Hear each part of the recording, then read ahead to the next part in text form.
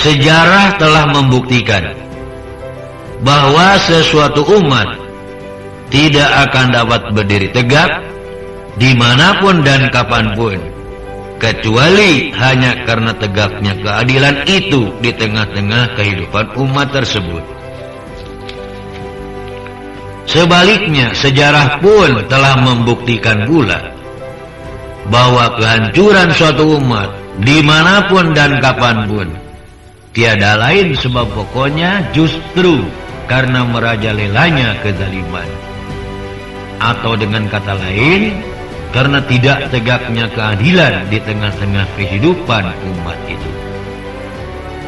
Al-Quran telah memberi petunjuk dengan jelas bahwa yang termasuk sebagian sunnah Allah itu adalah suatu umat tidak akan binasa kecuali apabila di tengah-tengah kehidupan umat itu telah bersih maharajalela kezaliman dan lenyapnya timbangan keadilan.